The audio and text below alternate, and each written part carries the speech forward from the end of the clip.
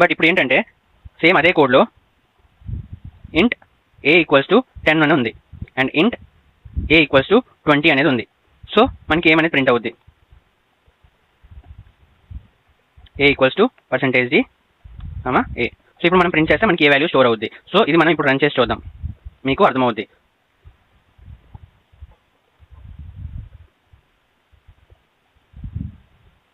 So ఇది మనం run చేసి చూద్దాం.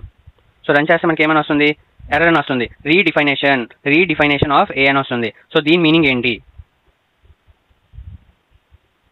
రీడిఫినేషన్ అనే ఎర్రర్ అనేది వస్తుంది. సో ఇంట్ ఏ ఈక్వల్స్ టు 10 అని తీసుకున్నాం, ఇంట్ ఏ ఈక్వల్స్ టు 20 సేమే కదా, మరి ఎర్రర్ ఎందుకు వస్తుంది అంటే రీడెఫినేషన్ వల్ల వస్తుంది. సో రీడెఫినేషన్ వల్ల అంటే ఏంటంటే లైక్ ఇక్కడ ఇంట్ ఏ ఈక్వల్స్ టు 10, సో మనం సేమ్ వేరియబుల్ని ఒకేసారి డిక్లేర్ చేయాలన్నమాట. సో ఇప్పుడు ఇంట్ ఏ ఈక్వల్స్ టు 10 అనేది రాసేచ్చు, దీన్ని ఏమంటామంటే డిక్లరేషన్ అంటాం.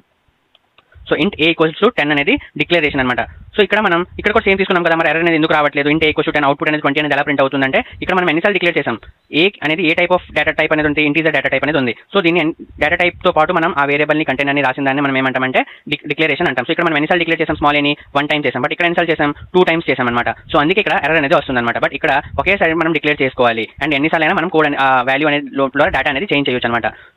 సో ఇక్కడ మనం 1 టైం మాత్రమే డిక్లేర్ చేసుకున్నాం. సో ఇక్కడ మనం 2 టైమ్స్ అనేవి డిఫరెంట్గా సేమ్ అదే వేరియబుల్ని 2 టైమ్స్ అనేది డిక్లేర్ చేసాం. సో అందుకే మనకి ఎర్రర్ అనేది వచ్చింది, రీడెఫినేషన్ ఎర్రర్ అనేది. సో ఇప్పుడు ఇంట్ ఏ ఈక్వల్స్ టు 10 అనే దాన్ని మనం ఏమంటాం, డిక్లరేషన్ అంటాం.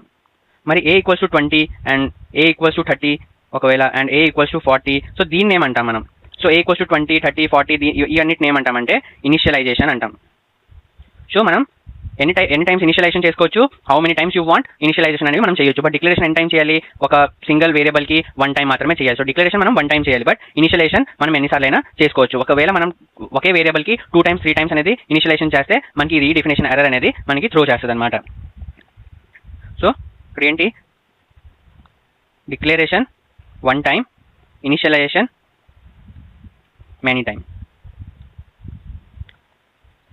అర్థమైంది కదా.